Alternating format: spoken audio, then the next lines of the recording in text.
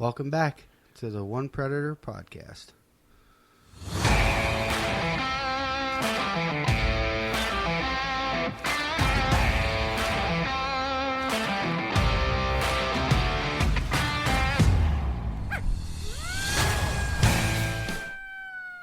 All right, guys, another episode One Predator podcast. We're lucky enough to have a long-time listener.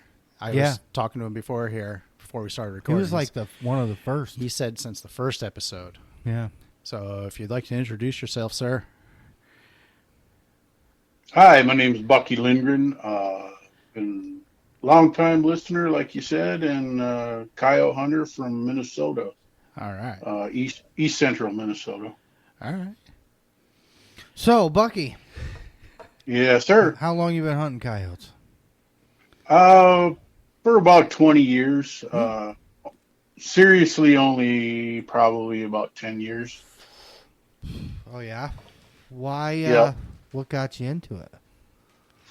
It's just something I wanted to try. I was flipping through the internet one day, and this is before social media and all that. I found some videos online of coyote hunting, and then I found some Randy Anderson videos in the store, Yeah, same and with me. we had some houndsmen around here that used to hunt coyotes and used to see them once in a while in the back of their truck. So I figured I wanted to try it. Yeah. Funny how that addiction really comes back to bite you. Oh yeah, I'm hooked for sure. Oh, yeah.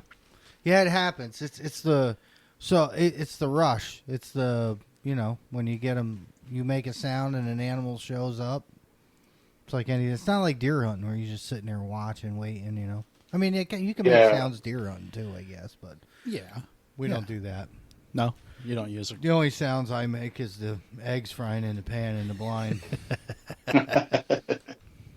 And then the hot dog sizzle Yeah, at noontime. hot dogs at lunchtime. Yeah. Oh yeah, you got quite a fancy blind if you're cooking it. Yeah, we froze for years, man. I'm over that. And then I was like, yeah, we have hammers and saws, and we tear, we get into a demo and tear a house down. I take the windows, and keep them. And like, why don't we build something that's heated? Well, we just never did. So I built the first one, and now I got 4. I go in there and take my shoes off, hang out.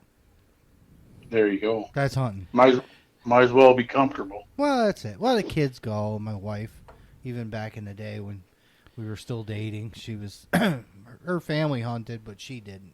So she was like, "I'll go, but I got to be warm." And I'm like, "Oh, okay, yes, ma'am." So yeah, it kind of helps making the kids at least comfortable, getting them into it at first, because otherwise they'll just veer away from it if they're uncomfortable. I don't know what is wrong with us. We froze, man. We bags in your boots to keep your feet dry, and winters were different back then too. Oh yeah, they weren't. They weren't as mild as they are now. Yep, I agree. So, but anyway, enough about that. We're not talking about deer hunting. No, coyotes. Coyotes. So, Bucky, you hunt from an e-bike. Yeah, I do. Sometimes not every stand or every night that I do, but yeah, it's been a pretty useful tool. Do you see any difference in like when you jump them or whatever? I mean, I never even rode one of them things. Are they loud? Nah. Do they make any kind No, of they're not. They're not loud at all. Well, the one I have isn't anyway. And I don't the deer don't seem to react as negatively when I'm riding it, and I'm mostly riding it on field edges and 2 tracks and established trails and road and dirt roads and tar roads as well. Yeah. Every time we talk about e-bikes, you come up. Yeah. We're gonna start Bucky hunting with e-bikes. And then we started thinking about all the shit we'd get into with e-bikes on the state trail and stuff. All, Delta forced up in the middle of the night, running through there. But every time we talk about e-bikes, we bring you up. And we've been a while looking to get you on here. So I'm glad that we finally made it happen. We got things working good here now with our equipment. So it's been working out. But thanks for having me. Yeah, absolutely. So you've been 20 years hunting coyotes. Tell me about your first coyote. My first coyote was I can't remember if it was 3 or 4 years into my coyote hunting career, as you would say. Yeah. Same for me. Yeah. My cousin had called me up and asked me if I wanted to go coyote hunting, so I said sure, and we ended up going down to my uncle's field. And before we even left, he handed me a stuffed rabbit from Walmart, bungee to a stick. And I'm like, what are we gonna do with that? He said, well, it's a decoy. I'm like, oh, all right, we'll try that. Interesting. Yeah, I mean that. I've seen all kinds of things. There's an old guy that hunts in town here that I know. He took an old Wilson 6000 truck antenna, like the really long CB antennas that they're really they got a spring on the bottom of them, and he put like a piece of fur on top of it and hooked a string to it. Oh, and he would put, he'd sit on a field edge and he'd take that little antenna, he'd poke right in the ground. So he'd poke it in the ground and he'd sit there and pull the string and blow in the rabbit call. There was like the old stuff, like before. I mean, you call us the kids, got all this fancy shit now, Yeah. The old guys and the stuff, the ingenuity, and the shit they came up with, and he still uses it. Yeah. Yeah, my grandfather gave me some of his old stuff, and one of the things is a decoy, and it's like a wooden dowel, and it's got a little spring on the top with just like a little ball of fur and a tail. That one. Yeah. And it's just, just something to be out there in the field. But that's day hunting. Yeah. Not to say that they don't pay attention to the decoys at night, because they do. Oh, yeah. We've seen the difference. Oh, yeah. You guys use a decoy at night? On the Lucky Duck, yes. It's depends on the situation, right? So if you're a coyote hunter, you already know what I'm going to say. You're sitting there, dog comes out, or dogs come out, and they hang up. They don't necessarily sit, but they hang up. They pace back and forth. They start to broaden their circle, and you can see, and that's learning the language of the dog and the body language. They're looking for whatever's making that sound. Mm-hmm. And if they have a visual, they're going to be. It's like a fishing lure and a fishing rod. I mean, you're trying to bring them to you. You trigger that instinct. Right. So, but yeah, we do use the decoy quite a bit. Yep. I had the first decoy was a stick in the ground, one that hooked to the Primo's call, and it was wired to it until remember when the owl took it away? Fucking bastard. Yeah. Owl come down, pull that thing right out of the ground, rip the cord out of the back of the call, then he dropped it. Oh, that's happened to me several times. That was our first real experience with an owl. That's why I don't use decoys anymore. Yeah, the owls. That and it's hard to get coyotes to stop if they're keyed in on it. Right. So we've had that too, where they hard charge. So say your call, I don't know how Josh does it, but every time he puts a call out, if you range him, he's 50 yards every time. Every time. It don't matter. Maybe he knows what he's counting steps and he don't tell me. No. But like I range him while he's walking the call out with the hand scanner, and every time he's 50 yards. So we've had him get right up close and personal. Yeah. And then they're too close. And then you got to aim low. Exactly. You do. Yeah. Then I have to aim low because I will shoot right over them. So back to your first coyote. Yeah. Sorry, Bucky. I didn't mean to steal your. Oh, that's all right. It happens. Yeah, so we ended up going out to the field, and we separated a bit, and my cousin went downwind, and I stuck the decoy in the snow, and about probably I don't know 50 yards from me, and started blowing on my Randy Anderson mouth calls, and I'll be damned if a coyote didn't show up. I was I was a nervous wreck. I finally got the safety off, and I got a well. It came in right to the decoy and stopped about 20 I don't know 20 yards from it, and I was able to get a 204 bullet in it, and that was it.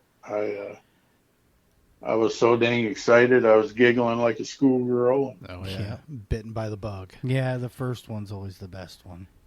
Always. Yeah, that was a fun coyote with my cousin too. He passed away a few years ago of a degenerative brain disease. So, Oh, ooh. and I still have the picture from my first coyote. Awesome. Yeah, that's cool. Now you got, you not only have a story, you have a memory too. Yeah. Exactly. That's awesome.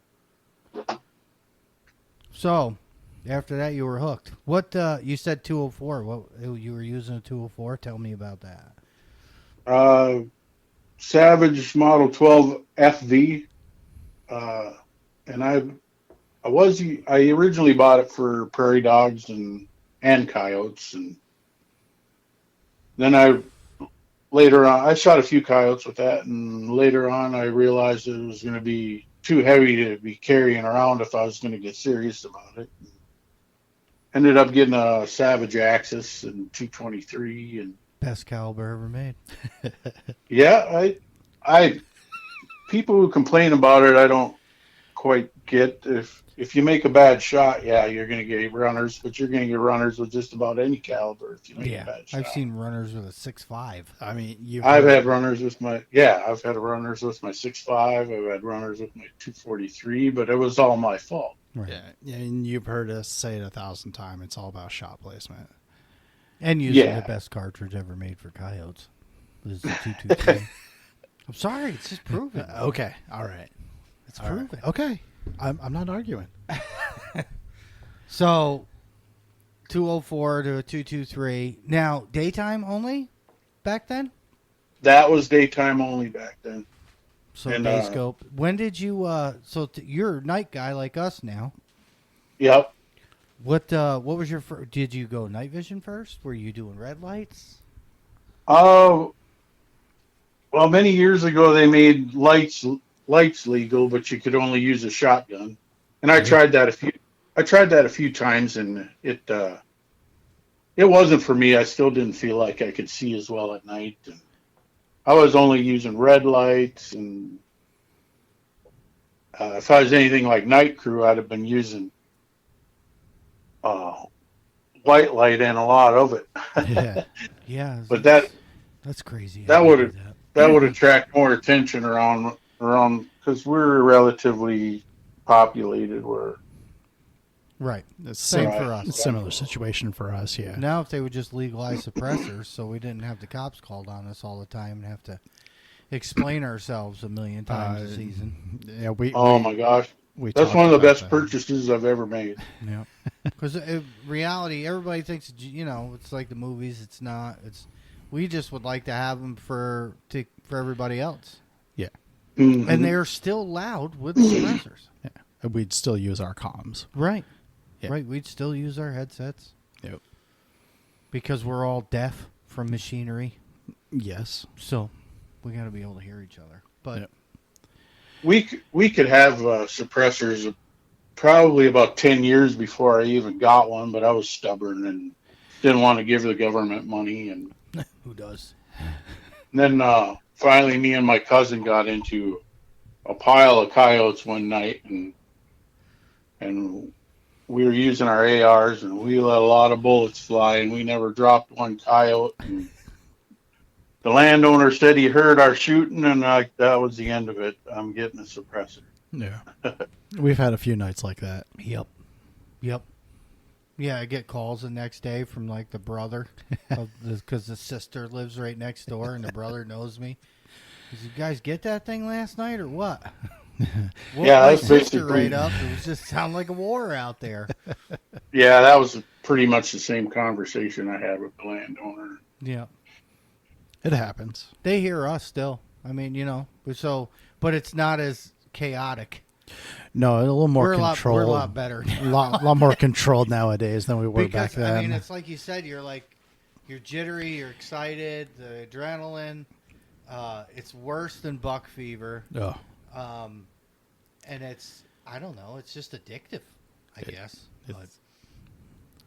So Yeah, suppressed, and you were doing it at night with lights that you didn't like. So I wasn't suppressed back then well, that No. was shotgun. with the So- lights. But I didn't like that. And then in 2019, they made thermal legal in Minnesota, and that was the end of it for me. Yeah. What was your Yeah, I can't even talk. First thermal.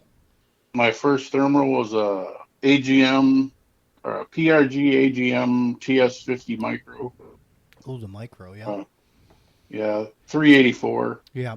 How was that? Did you like the picture in that? Yeah, I wasn't. I mean, for You my could tell the first difference? thermal. What do you mean? Like like everybody jokes about the ATNs and how a blob is, No. could be. AGM, he said. Yeah, I know, but I'm talking about the ATNs. Oh, How people the lower grade ATNs, you don't know if you're looking at a cow, a deer, a house. Oh no, I had it was a 384 unit, so I didn't have much for problems identifying. And at first you kind of do, because it is a learning experience. You got to learn what you're looking at. oh, sure. You know, everything's a damn coyote the first time you get thermal, so you really got to be careful about what you're doing. Especially when you make a sound, something moves. Yeah. Yeah. Or Well, even with like using now, do you have a scanner or do you just use your scope to scan? I'm using my old scope to scan. I'm now shooting with a Envision Halo X50. Okay. Nice. Yeah, So- I've heard of those. You like that? I love it. I love it. The only thing I wish I'd have done different is waited for the rangefinder to come out. Mm. Yeah, it's handy to know. Yes. Even with the new night vision scopes with the ranges on them. You got to really tune those ballistic calculators, though. That's not 100%. Coyote's a small target. Yeah. And then you start pushing distances, Well, you even gotta without the know. ballistic calculator, it's still helpful to know the ranges, so you know what kind of hold to put on there. Yeah. Yep. Or have do an it the idea. old-fashioned way. Yeah, well, I'm sure you've heard. I've said it a million times when I got my scanner. I was just shooting tree lines. Like, wow, that's not even that bad, or that's pretty far. Or then you have an idea. Okay, halfway across that field is like 280 yards. I know, from this reference point to here, this is where I need to be, and that's what made us better. Yeah. Knowing 100%. knowing ranges. Yeah. 100%, because like just knowing your ranges, and you have less fails then. But I will say, when you do miss, it sucks worse. Yeah. Tell me Because we have all that stuff. Like, we know now. Yeah. The one miss I had this year. Yeah. 100 yards. Yeah. It was a close one. 100 yards ain't shit now. It's like, 100 yards? Yeah, I'll shoot that. No problem. Ugh. Well, we all do it. Yeah. It Yeah, it happens. If you don't miss and you're doing depth perception, the whole deal, you spending time in the darkness, it's different to shoot. Oh yeah, and then you're shooting off a tripod. When I first started night hunting, I was lucky to hit much. Then I said, you know what, I'm just going to go to the range and set up my tripod and just take a bunch of shots. And then I took my tripod out when I was prairie dog hunting and shot off of that the whole time. And so I've gotten fairly decent with the tripod. I mean, I still don't shoot any ungodly distances or anything like that. But So I prefer the coyotes a little closer. yeah, well, there leads into another question. What's your furthest nighttime kill? My furthest confirmed is 373 yards. That's a good one. Yeah, definitely. Yeah, 3. I'll shoot that all day. I know I've shot one further, but we didn't go recover the coyote. It was our last night in North Dakota, and the coyote was a long way off. It was our last stand, and we were just beat. Shot. Done. Well, then it don't count, Bucky. No, it don't count. Well, we don't make the rules. We just follow them. That's why I didn't mention it. That one I shot at 452, that was a walk, man.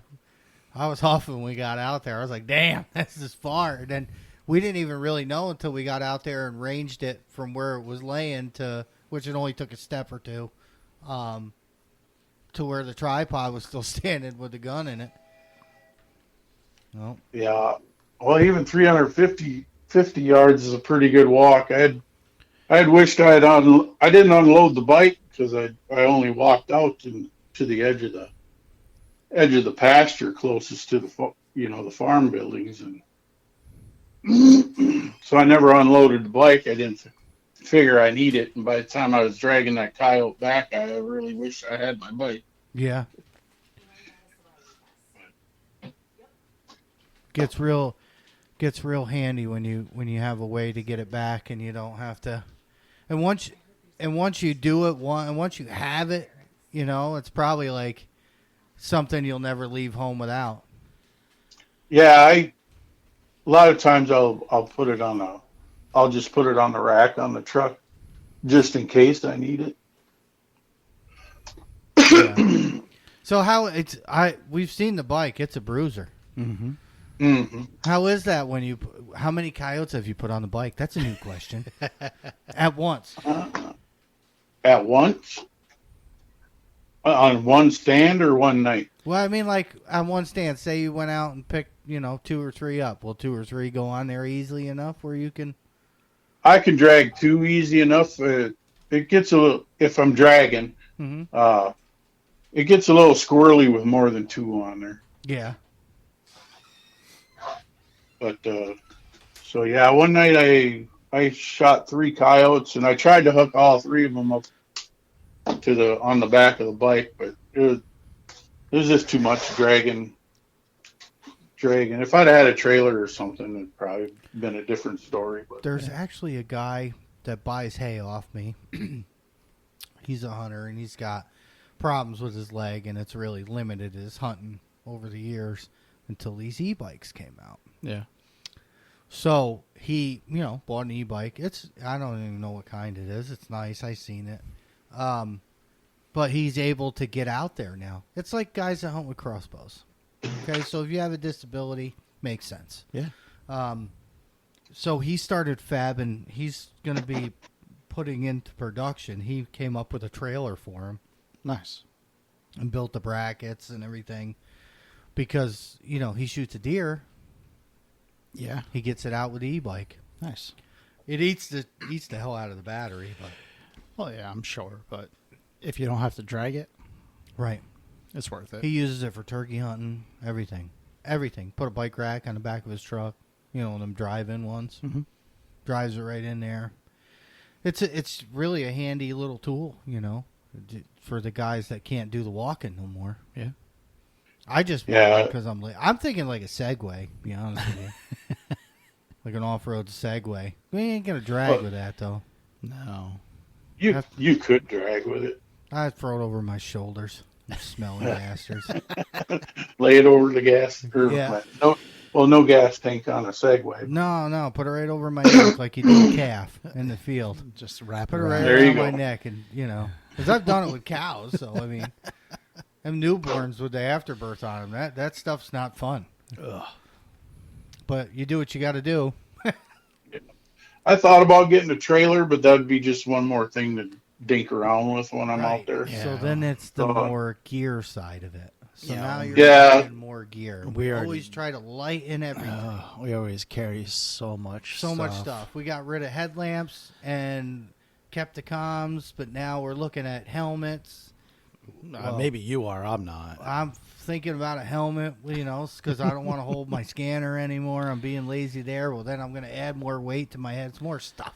Yeah. No, I'm good with what I got right now. I got that. We travel pretty light. I But got- we've tried it all, like bags for our tripods, all that shit. Yeah. Backpacks.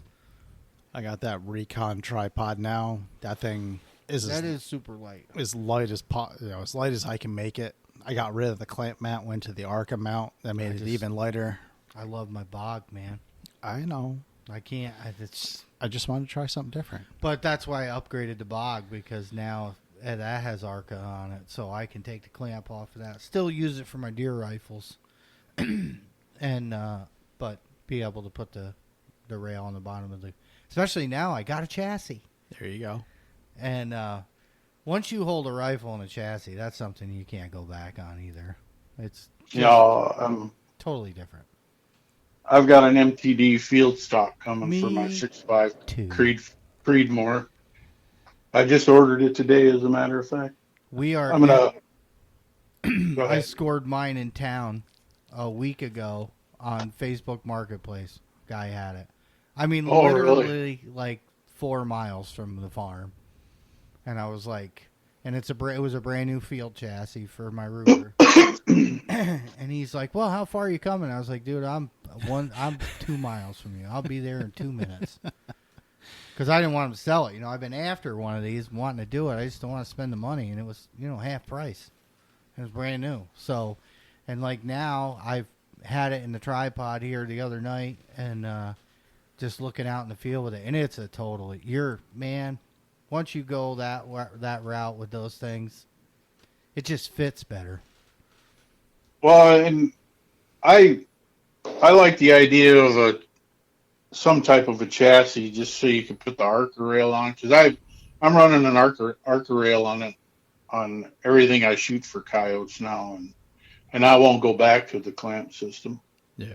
So if I want to use my 6.5 Creedmoor, then I'm going to have to put it in some type of chassis. So I ordered an MTD field stock for it. I'm going to chop the barrel, and that's going to be my night rig.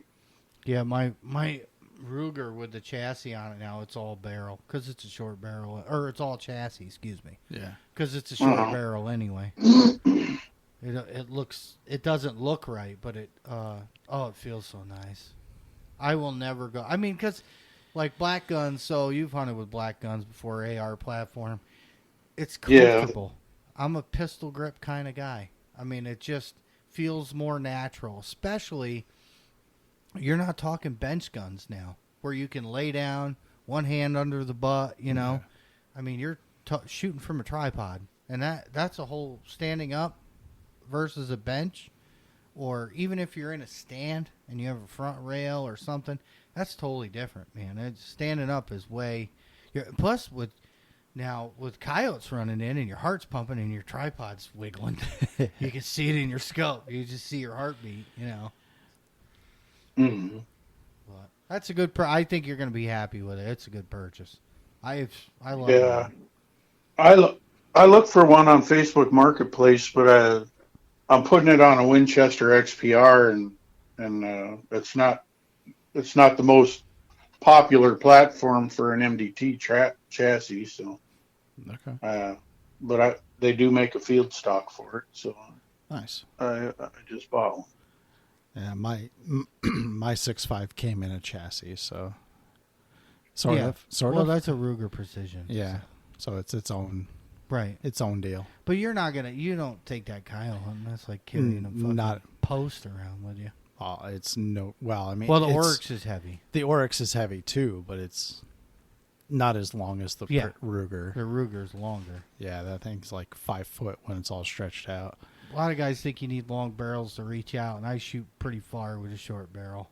It's all about ballistics and knowing your rifle, and you don't need all that. I don't. I'm no gun guru, but what I do works.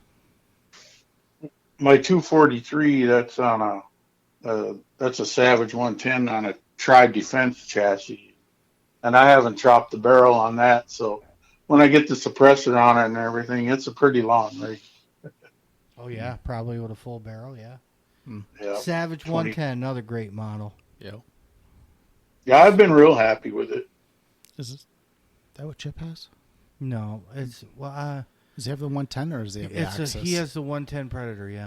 Okay, 110 Predator. Yeah. 110's been the 110's like the 1911, man. It's been around Yeah. forever. My first 110's in the cabinet. That's that old 243 I got. Yeah. That my dad bought for me when I was 12.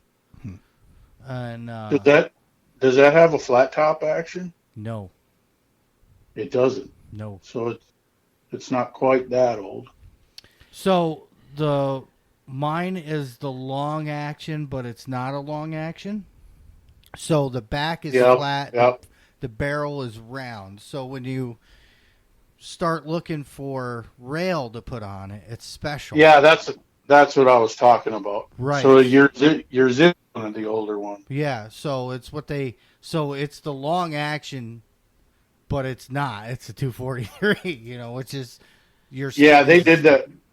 They did that for a few years, and then like you said, the back of the action is flat rather than round. Oh, I played hell because I had my Wraith on that for a while, and but that you can't set the trigger on that thing, and she is that's like flintlock of my rifles. I love that gun.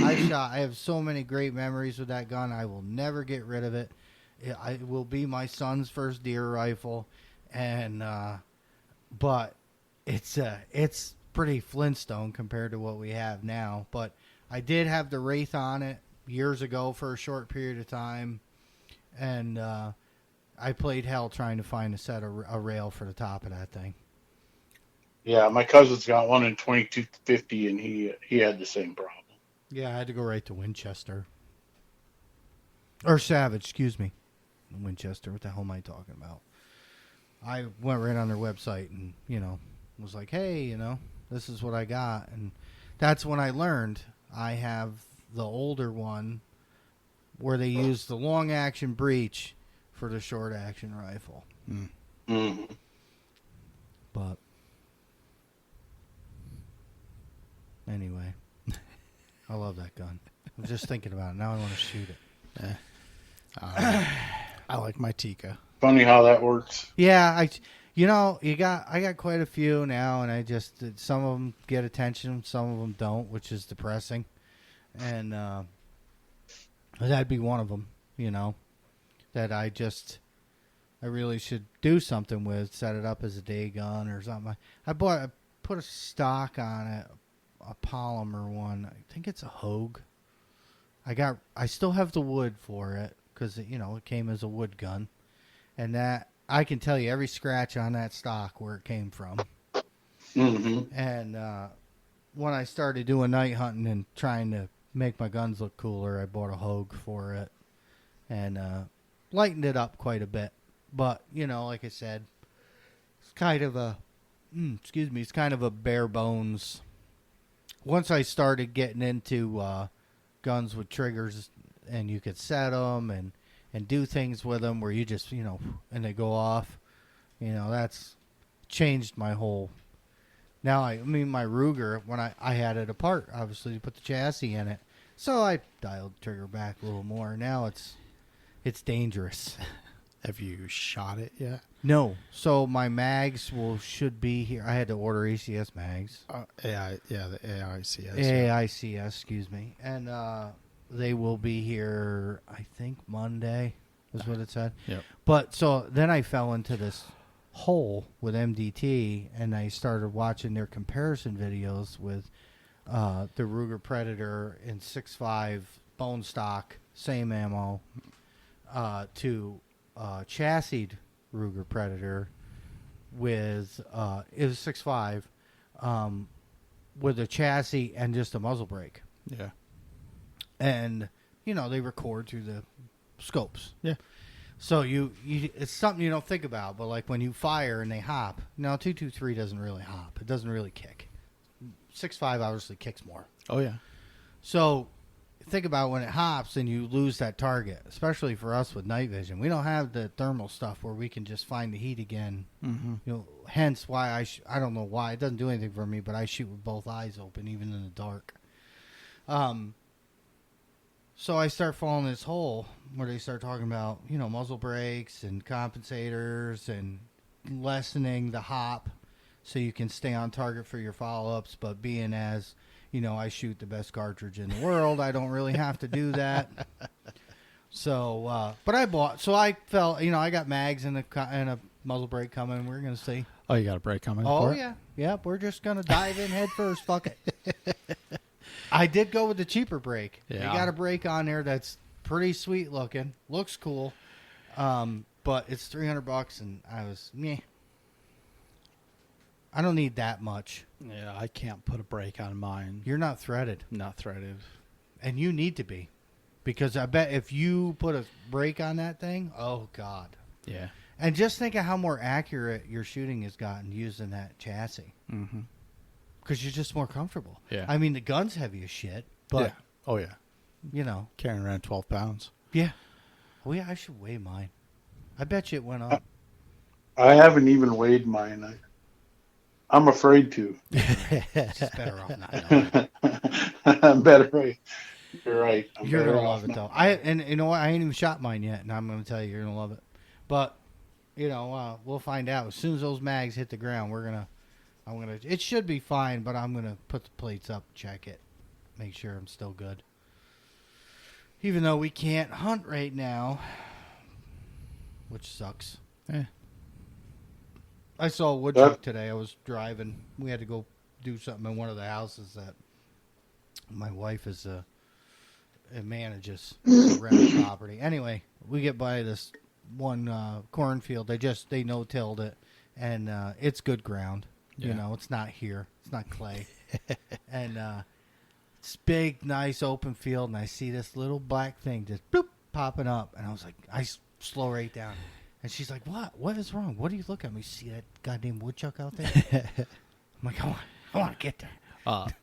I saw one this morning on my way home, and it was right across the street from the high school in that field. Oh yeah, Yeah. Oh yeah. Just sitting Sitting right up. there, right outside his hole. It's like, Yeah. man, there's we can't hunt them here. We got fucking clay. They don't dig. Well, That's nicer up there. So Yeah. that tells you right then there is better ground. yeah. But there's nowhere you could sit to shoot No. them.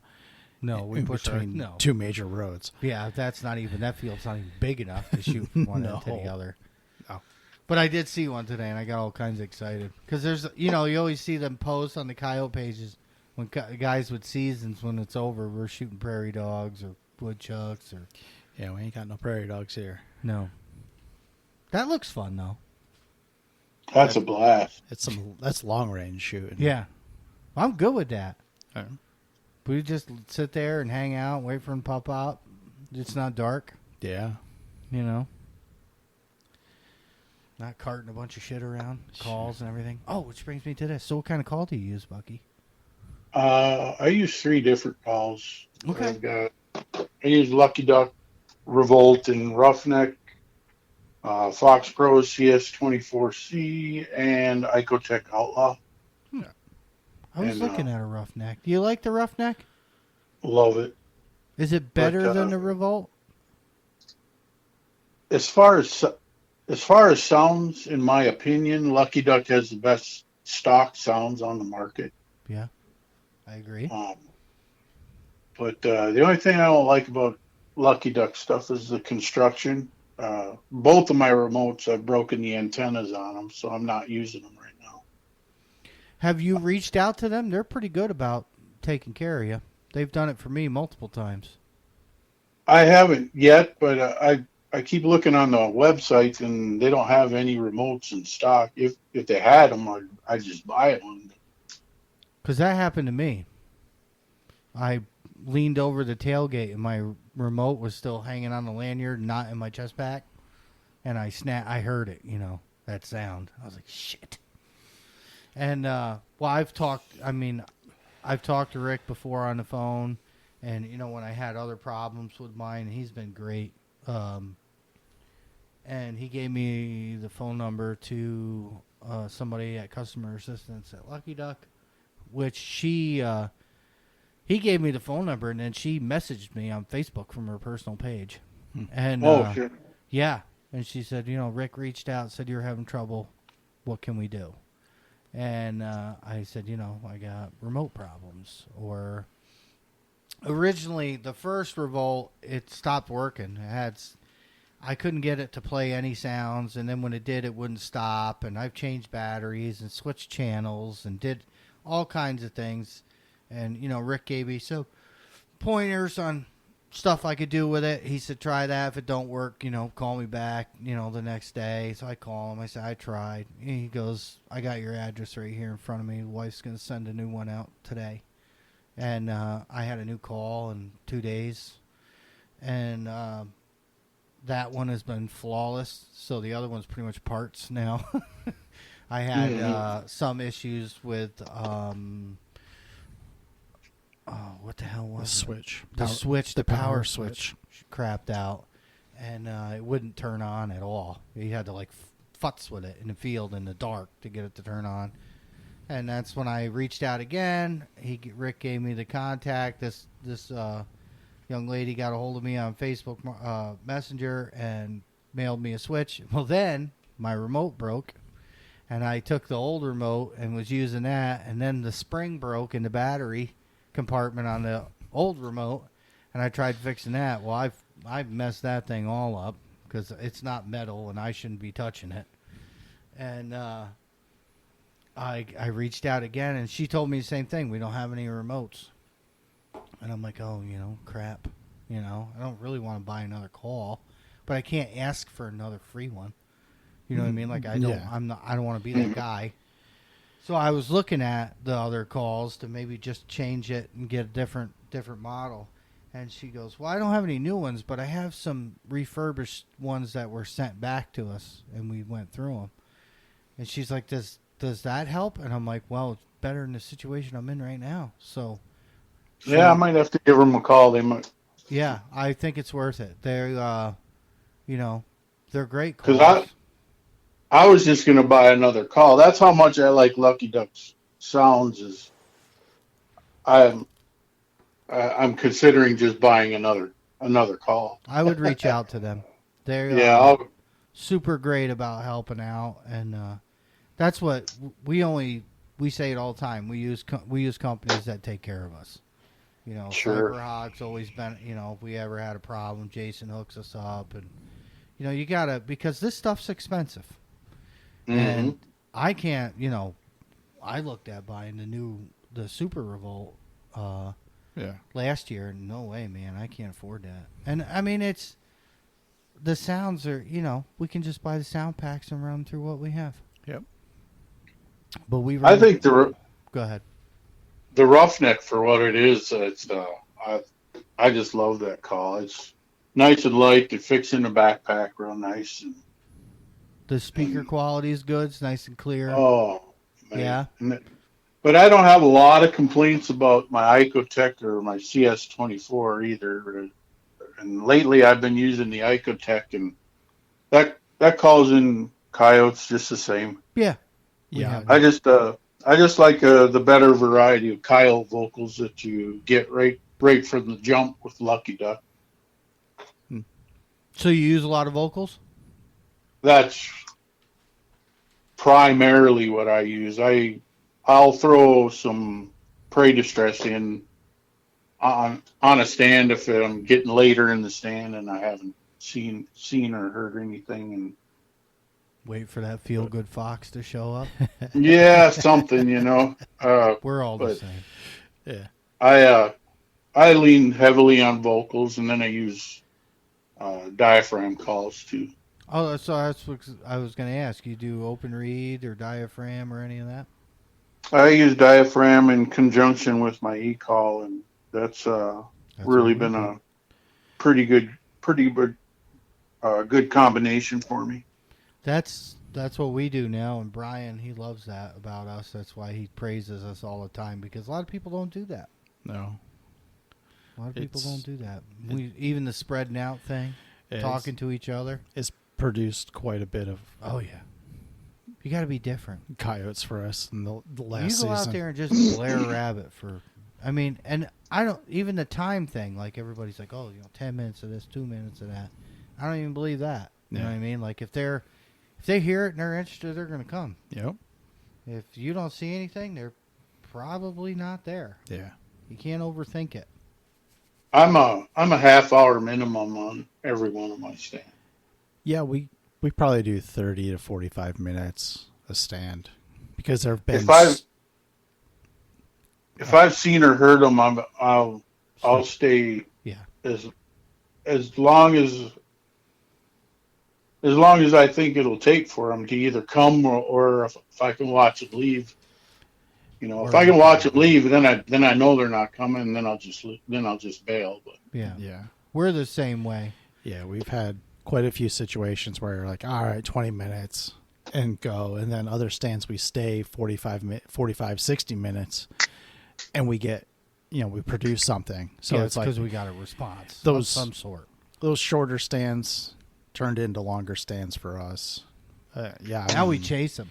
Well, there's that too. Now we pick tripods up and move. Sometimes vehicle or there. I do that quite often. But sometimes if you're contest hunting, then it makes sense to run short stands and run as many stands in a night as possible because you're trying to kill as many as possible, looking for them hard charges. But yeah, we can't do that anymore. Yeah. I don't hunt contests, and I generally only do about 2 to 3 stands a night. And we're I'm about done. the same. Yeah. We start later because when Josh gets about the time the kids get in bed here and the wife gets home. But on nights that he's not, where he's working or I go solo or go out with one of the other guys, we 8 o'clock start. By the time everybody gets home from work, eat something, take a little nap. Well, I'm all about naps. Yeah. I was trying to get one in today. It didn't happen. I did. Yeah, it didn't happen. The time I got home and ate something, and my cousin showed up, and we bullshitting him, showing him the chassis, and next thing you know, Josh is texting me, and I'm like, son of a bitch, where'd my night go?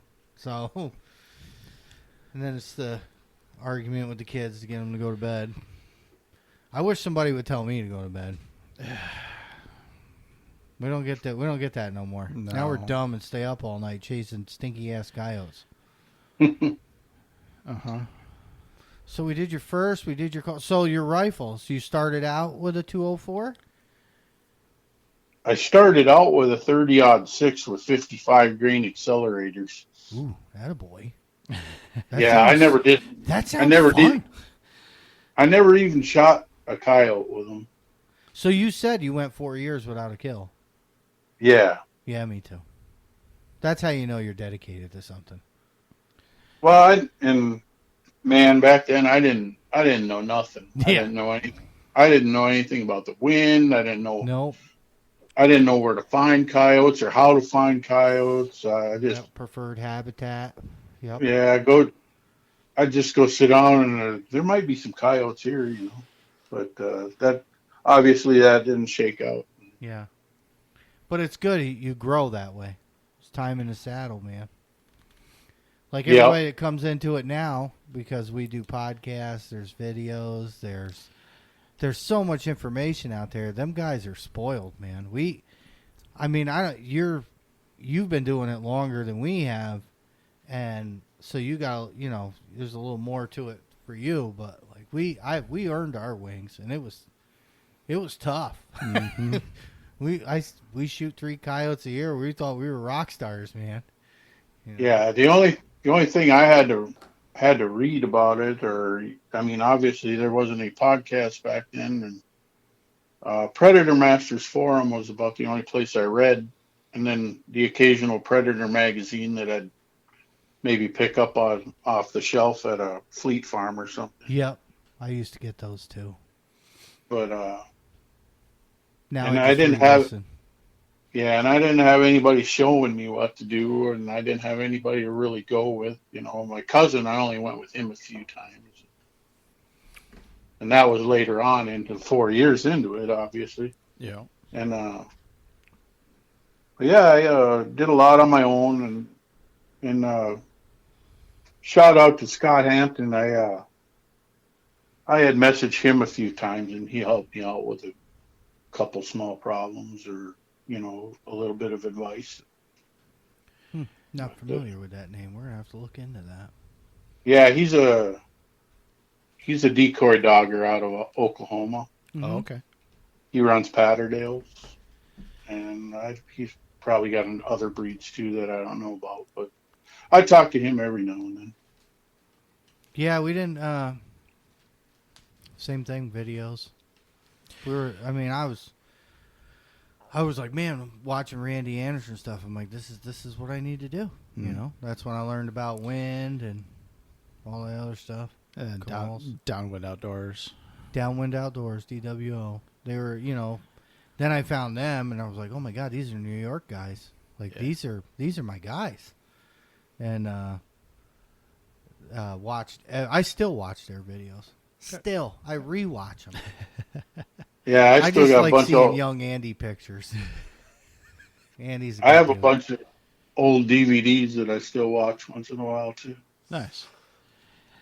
Yeah, now we have a direct contact to the source. Yeah, now So- dealing with Brian, he made the calls. Well, not in the beginning, he didn't make them for them, but he made their calls to the end there, and then that's a crazy relationship that came out of nowhere. And me and Brian talk all the time.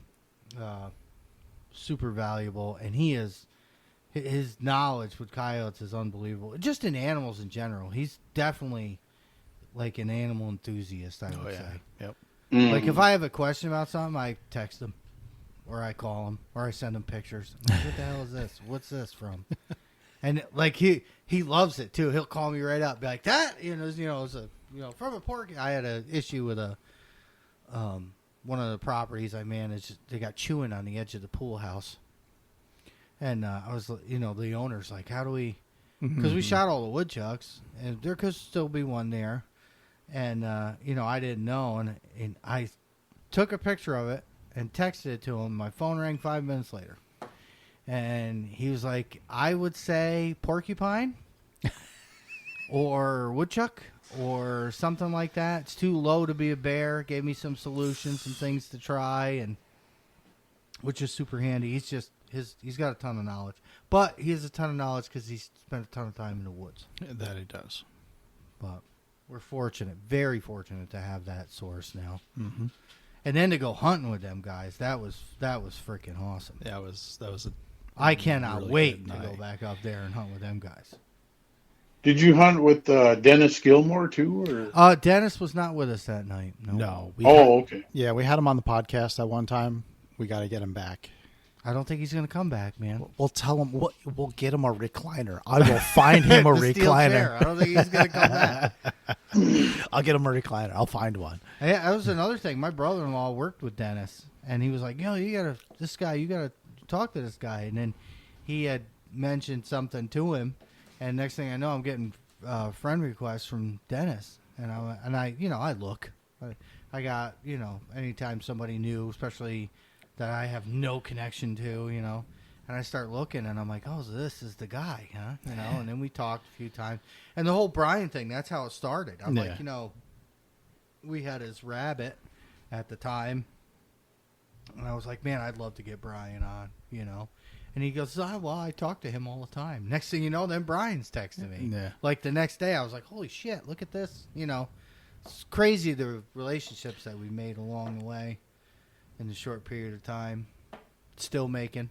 Mm-hmm. With you, people like you, our listeners, which we love, we're going to keep doing this, getting people. We want to know what it's like everywhere. Yeah. Because we too po to go there.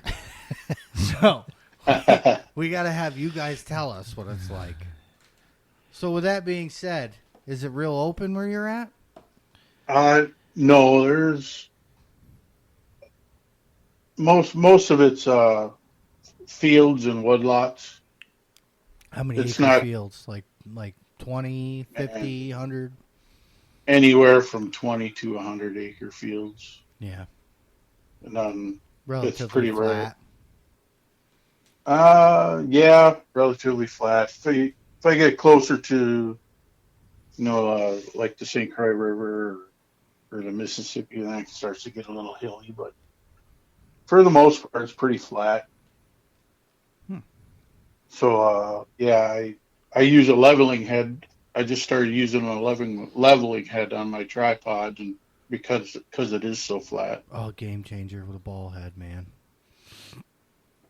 My But first bog wasn't like that. Our first bogs were you had to move the legs. So if you had to spin around, you had an incline. Yeah, You were yeah. grabbing legs and spreading legs out or tucking them in, or which you got Yeah. really good at, Mm-hmm. you know. But then I bought, we bought ball heads where you just loosen them and turn them. You shoot down, shoot up. Well, we don't shoot up, but Well, you know no. what I mean. Like situations like that, it's a freaking game changer. And like Well, I'm my using first one was I made shooting sticks out of 2 aluminum poles. I drilled some holes in them, put a bolt through with a wing nut, and that's what I had. Yep. Was shooting sticks. I'm using a leveling head that's a little different than a ball head. Mm-hmm. It's even a little more stable than a ball head, in my opinion. Yeah. And because of the flat ground, it doesn't have the range of motion that a ball does. Okay. So, like if I go back out to North Dakota, I'll throw the ball head back on because it's a little, where I hunt out there, it's a little more hilly. Right, because we have a mix. We have some hills, Yeah. some ravines. You get tight. We try to get tight into where they're going to be. So, what kind of tripod is that? That's my next question. I was using a bog for the longest time. I don't know, for about the first 3 years of night hunting. I was using just a regular bog death grip. Yep. And then I went to a bog infinite, and that thing fell apart on me. So now Oh, boy. right now I'm using a Interel RT90C I got off of Amazon. Oh, okay. Don't tell me that. That's what I got now. Oh, The yeah, bog. the infinite. Yeah. The infinite. Yeah, mine fell apart with my whole rig, Ugh. my rig on it. Everything hit the ground, and I'm like, Oh. no. Jeez. But that's They- scary. Their customer service took care of me, but when they sent me the new one, I sold that right away and used the money to get this tripod. Yeah, once bitten, twice shy. Yeah. Well, that sound of, if you're hunting thermal, anywhere north of $6,000 hitting the ground, Yeah. that's sour to milk pretty quick. Oh, yeah. Yeah, and a lot of the guys on the line say, well, spend the money right away, and I kind of wish I'd have did, because now I got that same money into tripods. If I'd have just bought a good one right from the jump, then I wouldn't have. Buy once, cry once. Yep, It's exactly. very true with predator hunting. But I'm one of them guys that got to fall on my head for myself. Sure, you gotta learn the hard way. Yeah, hell yeah, Yeah. that's the way I do everything. That's my day to day. My day to day. Like I'd buy the cheap e-bike and the fucking wheels would fall off at full tilt, chasing a half-shot coyote across the field. I could just see it. I could just picture it in my head like it's a fucking movie. Oh, no. Somebody, we should film these. It's gonna be funny as shit. So e-callers and hand calls, that's good. I'm glad to hear that. What kind of diaphragm you running? Is that a Randy Anderson too? Nope, I tried Foxboro's diaphragms. I tried Primos diaphragms, and I'm absolutely sold on MFK diaphragm. Really? Do you have Yeah, I have MFK, yeah. Yeah. You have Primos, Well, MFK. What's the other one that I sent you that you just fucking bought? Cluck. Cluck? What? Cluck. Cluck. K-L-U-K. Cluck, Yeah. yeah. That one's higher pitch, right? Yeah, it was a little higher pitch, yeah. Yeah. But I have a couple MFK. The Primos I don't use anymore. Those are Yeah, older. those are- Go ahead, Bucky. Hello. What were you gonna say? Oh, of the three I've used, MFK sounds the best, and they're the easiest to blow. Yeah. Really? I suck at it. I'm an open I- reed guy. I did too. I did a lot of practicing in the truck, and then the guys at work were starting to get annoyed with me. And Walking around with a diaphragm in your mouth, just howling. I practice Yeah, in the truck now with the open. I reeds. work in a factory, and people be looking around like, "What the hell was that?" Is there a fucking coyote in here? I do it all the time. Like even with the open reed, excuse me. I leave them in the truck and I'll be driving through town just with the window down, fucking howling. I can't, even especially in the off season, because you gotta stay sharp. Because we don't get to do it all season, so we get it's like our first night out. You know, I missed one. I was so jittery and fucked up, I couldn't. I don't know what the hell was going on. After that, I was fine, but which is why we push so much that you need to practice everything. Yeah. Shooting from your tripod, running your calls. Even the e-collar. Put the e-collar face down, sitting on the couch, and just go through them. Come up with combinations. Yeah, I got to do that when the wife isn't home, though. Yeah, same here. The kids love it. My kids love it. I give them a howler. They blow in it. You know. I want them to learn. We'll see if they want to do it. They seem interested, but, I hope so. I got a ton of money invested in this. Yeah. We need a church day. Yeah, we got to shoot. Well, we haven't been able to cut any hay. I did cut the range is cut. I started here just so we could shoot because we ain't done that in a while. Mm-mm. And we can't do any farming right now because of the fucking rain, so weekends are kind of open. Yep. But how is it out there? Pretty wet still? Yeah, it's been raining all day. Yesterday it rained, so it's supposed to rain tomorrow. So we've got a pretty good stretch of rain coming. Hopefully I'll be able to get out tomorrow night. They farmers are in the area getting crops in. You seeing corn up, or is it all floating? It's all coming. Well, I haven't been out to look at it since we've had the rain, but it was starting to come up last weekend. I've been seeing some rows of corn, stepping over them in the fields, and some of our farmers have already started cutting hay as of last weekend. What do you do for bugs out? How's the bugs out there at night? I caked myself in 40% DEET. Fucking DEET right to it. Might as well dump gasoline down on your skin. But it works. If it works. Yeah, I might end up with a third testicle in a few years, but We're all screwed, Bucky.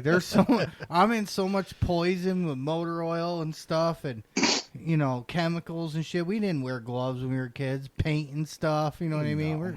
I'm fucked. I already know. But yeah, the bug spray works pretty good. I've been looking into them thermocells. I've heard they work, but I've never tried one. So yeah, I know someone that uses them. As far as I know, What's that personal thing that hangs on you? Yeah, and it has like a little correct me if cartridge. I'm wrong. Yeah, a little cartridge that burns or emits ozone, or I can't remember. So you walk around with a fucking citronella candle on your belt? Essentially. Basically. That sounds fun. We don't have to deal with that. October we do. Still warm. Yeah. Speaking The bugs haven't been bad lately though, because it's been a little cooler. Yeah, I said the same thing because I mow lawns too because I don't like having free time, and I was like, man, I ain't seen no deer flies. This is gonna be a good year. Them old bastards. I hate them bastards. And no sooner did I think that while I'm riding on the zero turn, did one land on my fucking knuckle and bit me the other day. I'm like, you bastards.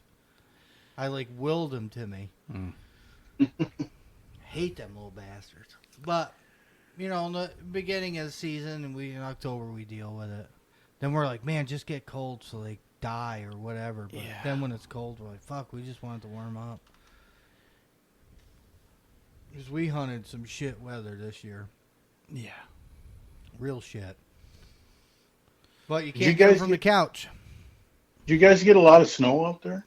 More than we usually get. Yeah, more than we have been getting. We got a pretty decent amount this past winter. It didn't stay because we're in a valley right along the river. So, I mean, it stays pretty warm down here. Now, like where Brian is from, when he comes down, we lost Josh in a fucking snowbank up here. There's snow up there. But yeah, there's snow out there. But here, not so. He was like, man, I got coming down here, and there's no snow. This is going to be great. Yeah. But we had the icy, crunchy, loud shit. And that's even worse. Yeah. Almost prefer a nice powdery snow. Yeah. That's even worse, because then you're not walking as far. You're trying not to bump them. We were bumping stuff like crazy. Or you're like, so we get on stand, and I always tap down or tramp down everything around me, like my full range of motion. Whatever it is. I do the same thing. Right, so when you have to, if you got to change direction, you can do it pretty silently. And, so that's loud. Like you put the e-collar out, and then you're like, trying to knock everything down so you can move. We shot dogs, but you're trying to float across the top of the snow, trying not to make any noise. It doesn't help. We've been pretty lucky here the last couple winters. I haven't even had to bust out the snowshoes. Oh. Yeah, we've never had to do that. The last 2 winters I kept them in my truck for a little while, but I never had to take them out.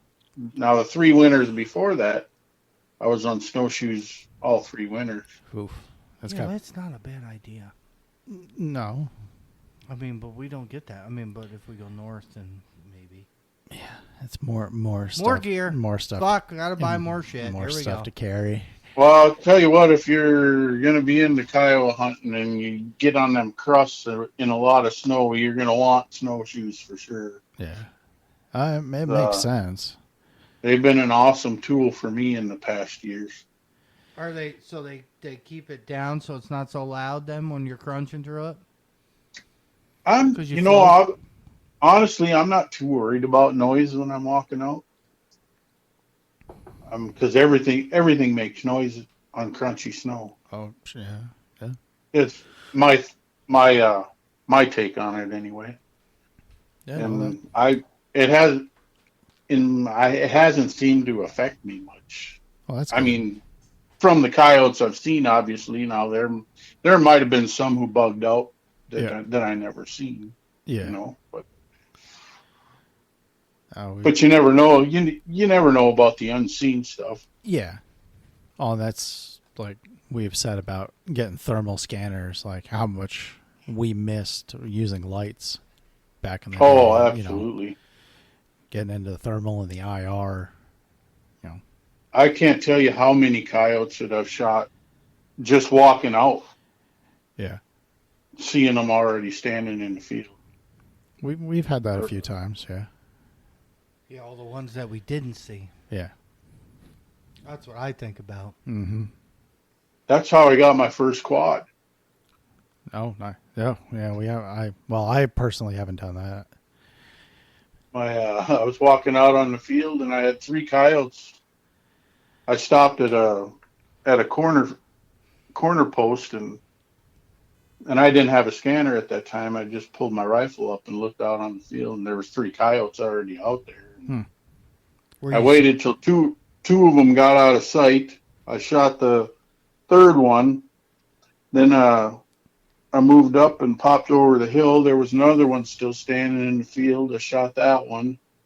I walked 50 yards, set my call up, called in a 3rd, shot that one. And then I kept calling a little while longer. And a 4th one showed up in the brush 30 yards behind me, and I got that one. Dang. Suppressed? Yes. Jeez. Yes. I don't think I'd have got either one of my quads without a suppressor. Yeah. Suppressed guys, you guys are cheaters. No. Hey. They're just hunting smarter than we can. Then we can, yeah. We're gonna get there, boy. I tell you, I can't. I'm gonna be dancing when that day happens. Yeah. I hope it does for you too. It just doesn't. I don't know. To me, it doesn't make sense. Well, It, and I told you I was super stubborn. I didn't want to give the government money before I got one, and it's been one of the best purchases I've ever made. See, they don't think about that stuff, and I've said this before. The money that the hunting community puts in the system, paying taxes on stuff when we buy stuff, like you do away with that, you're gonna lose money, you fools. yeah. Like it makes no fucking sense. Like all you got to do is look at the big picture. This is their job, and they don't get it. Yeah. Like Oh, I competition, think we can't hunt competitions no more. Can't have them. Small game, coyotes, deer, nothing. You can't hunt for any kind of prize money or prizes or anything. Do you know what kind of money we would go through when we hunted those tournaments? Between gas in the truck, eating, we gearing up. I mean, we'd go and buy extra shit so we had, batteries, everything. I know. Well, it brings extra money into every community that hosts them. Right. Then the gun shops make money, the gas stations make money, the everything. The government makes money. The government makes money. We pay into these things through the gun clubs. The gun clubs do all kinds of stuff for kids, fishing stuff and hunters ed courses and everything. It's a big circle. Yeah. It's a big circle. And we pay for all that. We are the ones that fund all that. But, Yeah, the antis dump more money into fighting hunting and stuff than they do for actual conservation and habitat. Yeah. And if they ever, stopped us from predator hunting, the impact it would have on the ecosystem is immeasurable. Right. Yeah. I mean, we have bears now. We didn't have, when we were kids, we didn't see any bears. There weren't bears here. Now you have them on your front porch. I had two on my front porch the other night. Banging, tore the garbage apart, and I'm raking fucking garbage out of the road in the morning. That was great. I had a good time. But we didn't have that, and now, so we have a bear season, but we had them in the mountains on the other side of the river and stuff. You had to go up and look for them. They were there, but now they're creeping down here. It's only a matter of time, where, the first year we'd see one in the 3 surrounding towns, and it was like the talk of every, community board, Facebook page out there.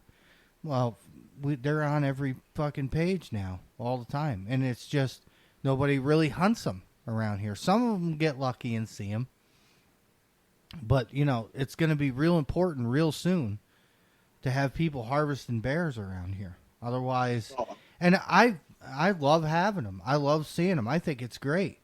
It's the, they're getting in the garbage. They're getting in the, then they start getting into cars, people leaving food in cars or open houses, and then you're going to have all that impact on everyday life, and then they're going to be shooting them anyway to get rid of them.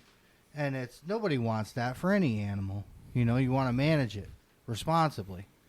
But people, they look at a bear and you think it's a Tyrannosaurus Rex, and it's not, especially a black bear. I don't know. The one we saw was pretty big. Well, okay, so that wasn't a bear. That was a fucking black bus with 4 legs. That was the biggest. I've never seen an animal that big, other than a zoo. Yeah. You didn't happen to see that video on YouTube? It's on Bucky? YouTube. Did you, Bucky?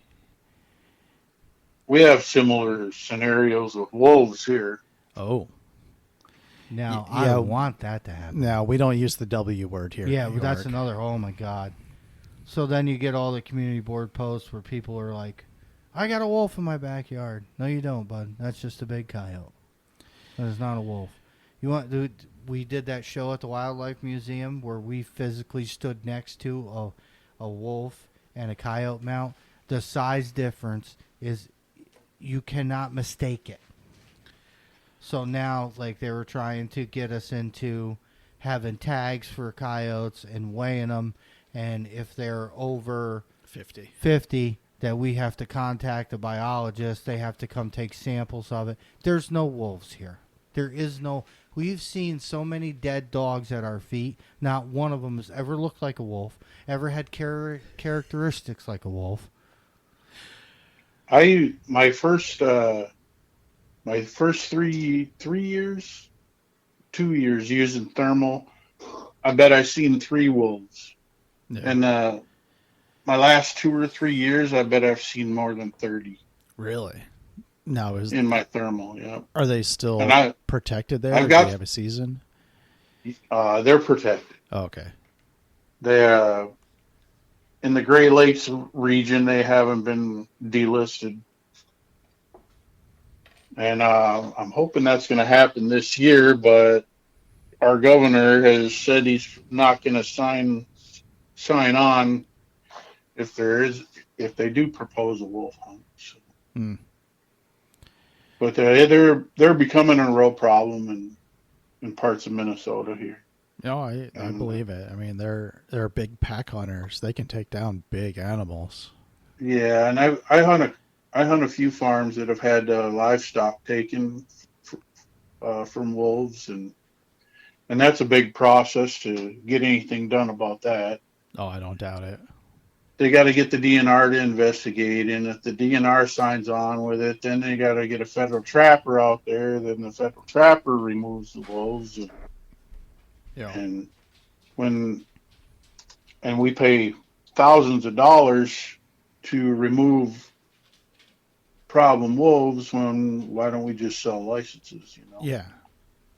Yeah. Even if it was, you can, like a bag limit for the year or whatever, just to start a A minimum quota. Yeah. They're going to have to start doing something if you're having that kind of... If you're having that kind of issue with them, yeah. Well, Minnesota has the largest population of wolves in the lowest 48. Really? More than Montana and Idaho combined. Oh, wow. And that's just by their estimates. Yeah. And their estimates and are way low, way low. Have you heard nothing? has one howled at you or anything? Like Oh yeah, I've got video on my page of it, and I've got video of wolves and thermal on my page. Yeah. I did look at it. I didn't see that. Well, it'd probably take you a while to scroll down through them. I'll just send them to you after we're done here. Oh, Okay. yeah. I want to see that. I'll send you some. That would tickle me. I want to be a part of that. Because I can remember Dad used to take us up to New Hampshire, way up north, camping. I remember this one time, and when he first got the first camper, and we were young, we were staying in tents. We didn't want to be inside with the parents. No. And, back then, heat and shit didn't bother you. But now, I got to have an air conditioner. I ain't fucking sleeping. But, we were up there, and this place, it was it was all red pine, and I can picture it like I'm looking at it. And laying in that tent, and I woke up in the middle of the night, go use the bathroom, I come back in, and I heard my first timber wolf howl. And I was like, oh, yeah. I was scared shitless. Oh, I bet. Because, this campground's in the fucking woods. I mean, there was, signs like there's wolves around, there's bears around, be mindful. We didn't have that shit down here. No. Well, that makes me think back when we were, early teens going up north, camp in Plattsburgh. They're up there too. Sleeping out in tents. Yeah, I mean, now... When I say camp, we're That's a ways off the road. miles out into the woods. You're It's off a fucking logging road. There's off. You're off the grid. There's no electricity. There might be cell service now, but back then there wasn't anything. Right. And sleeping out in tents in front of the camp, dumbass. There's bears, there moose. Oh, yeah, you get fucking moose. Imagine a moose comes sniffing your tent in the middle of the night. No. I mean, they're not going to eat you. No, But goddamn, going to make you shit your pants. Well, first time I heard wolves on a stand, I was like, whoa, that's That's not a different. coyote. That's not. That's not a coyote. Yeah. And then it's a super cool to hear, but it's super eerie Oh, feeling too. yeah. And since then I've heard them several times on stands, Hmm. and if I know I'm gonna be hunting in heavy wolf country, I always carry something on my chest in case I gotta leave my rifle and tripod sitting there. Generally, they don't bother you, but they do come into that. Have had them come into my coyote calls. Really? Oh yeah, because That's because they probably want to breed with a coyote, right? No. That whole no, Territorial they want to thing. they want to kill them. Oh, I've heard that too. Oh, because wolves were dying out, so they bred with coyotes. No, they don't. And I've said this a million times. Yellowstone, that's the most natural place in the USA that's untouched by man, and they kill each other on the regular. I mean, the coyotes don't ever really kill wolves. The wolves fuck the coyotes up bad. Because we get the coy dog thing. Oh, it's a coy dog. No, it's not. No, it's not. It's not a domestic with a coyote. They're not. Domestics and coyotes aren't going to breed. Coyotes will kill a domestic dog. It's not a wolf and a coyote. I get so tired of hearing that. And they hear a howl in the middle of the night, like, "Oh shit, that's half wolf." No way, no way. They don't. It's like Brian says. They don't have the brain structure to think like that. Like, we are the last. We need to, go breed with something else, or we're not going to. But they don't have that. No. They don't have the thought process to do that. So all that is nothing but horse shit. Well, I believe it happens, but I don't believe it happens on the scale that some people think it does. Yeah. And most of it, when it does happen, it's in captive like situations. Well, yeah. Well, that's totally different. Yeah. But in the wild, I don't believe it happens nearly as often as people think it does. Yeah. Because if that's the case, then wolves would have never went on the endangered species list. Nope. They would have never had to been reintroduced. No. They would have adapted to a whole different, to the coy dog, or the coy to a whole different genome. Right. Yeah. And that didn't happen. The only reason, we brought wolves back in captivity. That's how that stuff happened. Yeah. Reintroduction. Right. Right. Had nothing to do with coyotes. Yep. Got it. That's a discussion that just boils my ass, because I hate, breeding season around here. We hear it all the time. In the fall, in the beginning, we hear it all the time. And it's just a story.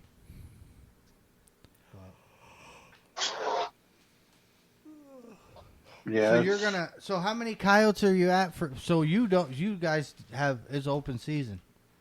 So yeah. Do you count? How many are you up to? I do, just for personal. I don't care what people think of my count, but since January 1st, I'm at 29. Oh, that's good. Nice. Do you?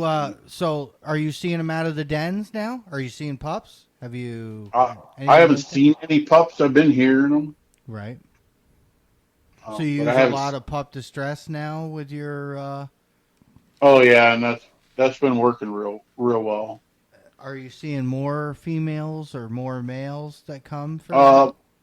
Lately, I've been seeing more females, and so that means the pups are getting out. Yeah. In my mind, they're not stuck in the ground anymore. Right. And a couple of the females I've shot had been feeding pups. Do you think there's a decrease in numbers because you have an all-year season, like you're shooting them off the dens and that stuff? A lot of that depends on the area. I know I've myself personally have decreased numbers on a couple farms. Well, that's kind of the goal. Yeah, and and one of the farms had some calf depredation from coyotes, and over the last, was it about 2.5 years now, between me, uh, the landowner and his neighbor, we've killed right around 50 coyotes. Oh wow, Yeah. damn. Yeah, that's our whole season. Yeah, And that's I've good numbers. killed just over half of them. Right. So what do you do with them when you're done with them? You toss them, or you got fur buyers out there? Right now, they're not worth nothing, No, summer and coats. well, they're not worth nothing in winter now anymore either. So, but I do have a couple guys that'll take the nice ones, and a lot of them get disposed of on the landowner's property. Right. Right. And that's just the way it is because fur prices are what they are. Yeah, and Not everybody's as fortunate. I mean, if you have a couple of guys that take some, that's a good thing. Yeah. I hate to see things get wasted. That's why we're so happy that we have our fur girl that takes them, and Yeah. she doesn't get much for them. She has more into them than what they're worth, but we produce, we and everyone else in the area that takes to her, gives her something. yeah, I got a couple guys that'll take. A couple years ago, right after the prices dropped, I couldn't even give them away to the fur buyer. I'm like, just take them. I don't want them. Can't do nothing with them. Yeah. I'm like, all right. But Looks- landowners still need help with them, so I still keep hunting. Yeah, you got to. Yeah. And it's managing is what it is. That's what you're doing. Yeah, and contrary to popular belief, you can manage coyotes. Yeah. We've said that on the last podcast, and we never really thought about it until we got thinking about it. In the earlier years, we would see so much mange and shit and diseases in them. And this year, we didn't shoot one mangy one. Nope. Not one. They're all healthy, good, and that comes with management. Yeah. I mean, in some places it's going to be a lot harder to manage them than others too. Oh yeah, absolutely. Oh I yeah. mean, numbers are going to be higher in some places. And, Places you can't get access to. yeah. Places And that's- tighter to residential stuff, which we deal with. That, and then they're just like that farm. It's a 160-acre farm, and I've counted as many as 5 groups of coyotes, individual groups of coyotes on or surrounding that farm. Wow. That's quite a And, few dogs. That's a good So number. if there's one, even if there's 1 or 2 alphas in that group that are breeding, Yeah. Well, that's 6. 5 groups, so there's going to be 5 sets of alphas. Yeah. So that's Oh yeah, on that farm. 6 yeah. to what is it? 6 to 10 pups per female, something like that. Yeah. That's a lot of And- dogs. Yeah, you're looking. Well, around here it's probably 4 to 6 pups Yeah. Okay. per breeding group That's or a breeding pair. That's still a respectable amount of coyotes. Yes. Still a lot of dogs. Yeah, and the hunting in that farm has slowed down some, but I still shoot at least one almost every time I've been there. Wow. I've shot a couple triples and several doubles off of that farm, and a pile of singles. So the fact that you don't have a season, you don't even have any downtime. See, I couldn't operate like that. Like, you have to physically tell yourself, hey, I can hunt these things wherever I want. I don't need to go. I can't do that with 6 months of season.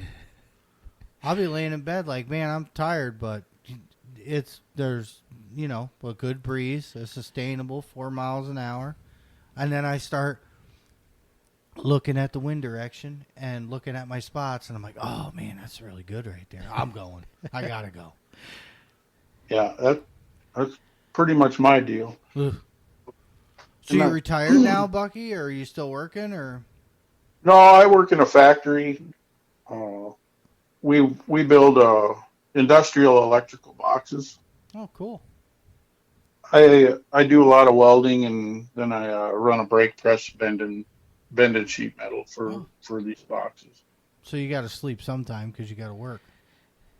Oh yeah, yeah. It's but it helps a lot too.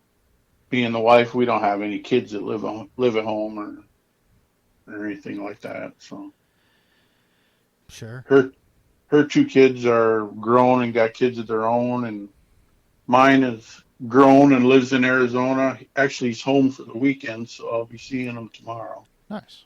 Well, that's awesome. So I'm pretty excited about that. Right. I haven't seen him in a few months. He was back. I think it was December for a little while. So they get older, and then you don't see them nearly as much. And Yeah, that's why mine are little. I try to spend time with them. yeah, they say you spend of all the time you spend with your kids, you spend the 70% of it in the first 13 years of their life. Yeah. I tell my daughter all the time, like, honey, you're not going to want to be around me someday. She's, no way, Dad, I'm never moving out. I'm like, uh-huh. Uh-huh. I'm like, you can stay, but I don't believe you. Wait till she gets that driver's license. Oh, yeah, they get wheels under their ass. I know. I lived it. I saw it with my own eyes. I'm dealing with that now. Yeah, Josh's We're boy just is, starting out with that, with driving, so. I'm not ready. I want him to stay little forever. Yeah. Yeah, don't wish their life away. But No. They were just, when I was putting them down when you were on the phone with Josh, I told them to go fishing this weekend, and they've been dying to go fishing. I'm behind on getting hay equipment ready. I still got a ton of work to do, and there's always work to do on the farm, and I just haven't, even with the rain, I haven't done anything with them. We had a carnival in town last week. Mm-hmm. I had stuff to do, but I took them, and they've been begging me to go fishing. I said, we're gonna go fishing this weekend. It's gonna happen because, like, you're tired and grumpy. You get home the end of the day, and they want to ask me a million questions, and you find yourself pushing them off, and you can't do that, man. It's so short lived. That I'm just like, yeah, I got work to do this week. I can work every day, but I'm going fishing. You know what I mean? I'm probably gonna. Yeah. They're gonna drive me nuts the whole time, but I do enjoy it. Trying to spend time with them when they're little. Yeah, exactly. He it was quite an adventure taking him out hunting with me when we were little, but he remembers some of that stuff. So. Even now with my dad, like, I work with him every day, and so when if we're not making hay or doing a big digging job, if 5 o'clock comes, I'm out. And I feel bad sometimes, because I'm just like, I just gotta go, like I gotta go, So, but so you try to, because I've worked with him my whole life, so it's time waits for no one. No, cherish that time with your dad. I lost mine at an early age. So. Yeah, I tell him all the time. He drives me nuts, but. Yeah, my dad was 46 when he passed. Oh yeah. Ooh. Yeah. Yeah, he's getting older now. He can't see too good. He breaks more shit. I'm welding more shit, and and he won't admit it. But I know what it is. And my brother's, I'm the youngest, so my brother's older than me. He's a carpenter, he's got his own business, but he shows up on a Sunday and I'm welding shit back together, and he's like, how? And I'm like, you know what? I don't even ask no more, dude. I don't even get mad. I'm just like, whatever, park it by the shop. Just whatever. I'll fix it tomorrow. Yeah, fix it's it, not a big deal. later. So, but anyway, how long have we been at this? Hour 33. Oh, that's a good one, hour. Yeah. Bucky's probably tired of us. No, I enjoy talking about coyotes and stuff like this. So it's not a stretch for me. Right. Did we talk about that last? I What's feel like that? we've talked about it. Why we started doing this, or maybe I was talking to someone else about it. What, the podcast? Yeah. It was your brainchild. I don't know. I started doing it because you asked me to. Well, I know. But we would sit around And talk about coyote. And talk about coyote hunt. And I was like, why don't we just record it and see if somebody wants to fucking listen? Yeah, see if people listen to us. It's a shit show usually. Yeah. How many listeners have we got now? I don't know. You don't know? No. But downloads have been good? Yeah. I've never downloaded an episode, but I just listen to them as they come out. Yeah, no, that counts as a down. They just call it a download. Oh, I got you. So even listening to it, that counts towards the download. We get this in the off season every year, and Yeah. then it starts. See, it's nice out. People are out boating and fishing and having a good time, and when it gets cold again, they'll all come crawling back. Yep. Yeah, we'll still be here, rambling on. Right. But anyway, you have any questions for us? Yeah. You got anything for us, Bucky? Not that I can think of. All right, not to put you on the spot like that. I know. I'm sorry. We like to ask. No, just thanks for having me, and I enjoy the podcast. It's a little different than a lot of the other podcasts. It's kind of like a train wreck you can't look away from. Yeah, isn't that? That is an awesome way to look at it. I don't know if that was a compliment or an insult. You just got the title for this episode. We're gonna call it the fucking train wreck. No, we appreciate you listening. No, we hear that from everybody, from all corners. There's a lot of great podcasts out there for predators. A lot of reputable names. Not us. You know what I mean? Like from County. I listen to a few of them that do things similarly to you guys, and I kind of like that. Sometimes when it's not so structured. Yeah. Well, yeah, it's just a bunch of dudes hanging out talking about shooting shit. Yep. Yep. Shoot the shit about shooting shit. Shooting shit about shooting shit. Yeah. And then your obsession, and then the little things that you pick up. You know, the fact that you use an e-caller in hand calls too, just like we do. You're the first one to ever say that. If you are, I always recommend Brian for open reads if you're going to do that.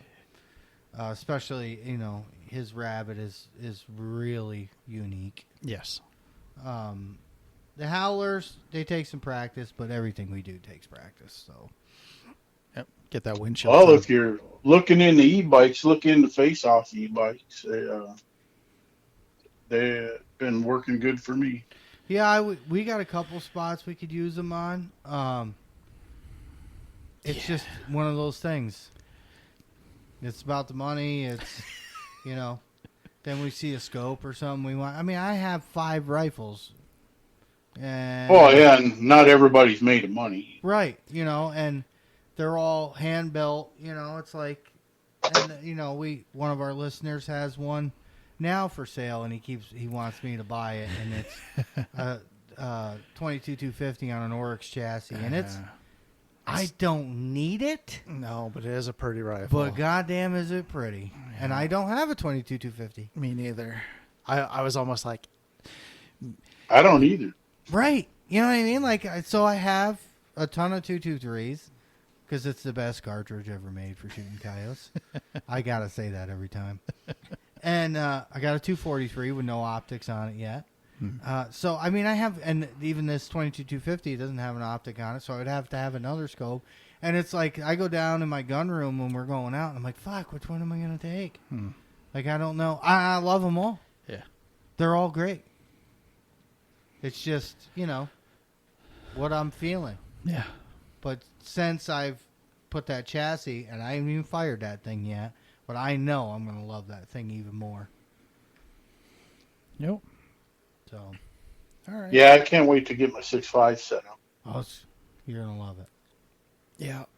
Do tell us. Do let us know how that goes. Yeah, absolutely. I will. I'll send you pics when I get it done. Oh, yeah, because they look so sexy in a chassis. It's got to look cool. You know what I mean? Hopefully, I'll be sending you pics with dead coyotes. Yeah, I like dead coyotes. Yeah, I like pictures of dead What things. kind of, before we leave, what kind of colors do you get? Are they all gray? Do you get any brindles? Do you get any blondes? Do you get any blacks? Do you have a black one? Have you ever shot a We black we don't have much in the way of color phase coyotes out here. Most of them are kind of a mix of brown and black. Yeah. Okay. What's your heaviest? Do you weigh them? I don't generally don't weigh them. The heaviest one I have weighed, I think, was 42 pounds. Well, that's a big dog. Yeah, nice. That's where they're at here, right around high 40s, mid to high, But low to high 40s. Generally, they're low 30s, Yeah, Okay. low to mid 30s. especially the females. They're always a little lighter. Yeah. You get a female that's 40 pounds, that's a big fucking female. Here. Oh yeah. You go back and look at one of my last winter picks, you'll see a big female. Got to start weighing them, Bucky. So you got to have another statistic to keep track of. I keep track of enough anyway. I keep track of all my stands and where I make them, and Moon phases. I don't get that carried away. But I did. I just like to keep some stats for the landowners so they know how many coyotes Oh, I've killed sure. on their Yeah. property every year. And I mean, I still send them pics and stuff, but they still like to know. Right. Yeah. Yeah, And- our landowners are the same. Same way. Yeah. They want to know. But anyway, thank you, Bucky. Yeah, thanks for Well, being... thanks for having me. We'll have you back. We're gonna make our rounds. We got a couple people on the list and try to give everybody a chance. And like we said, we want to know more about coyotes in other states. Yeah. So, but we appreciate you taking. Sorry, it's so late. We appreciate you taking the time out and joining us and keep listening. We appreciate that too. Yeah. No problem. Happy Father's Day weekend to you guys. Oh yeah, that's right. You too, sir. You too. But Do your bit. Do the bit. All right. The One Predator Facebook page, easiest place to reach us. onepredatorhunts@gmail.com. Send us an email, comments, questions, concerns. I don't know. Maybe. Concerns. You can find the podcast on all your favorite podcast apps. And as always, thanks for joining us. We'll catch you in the next one.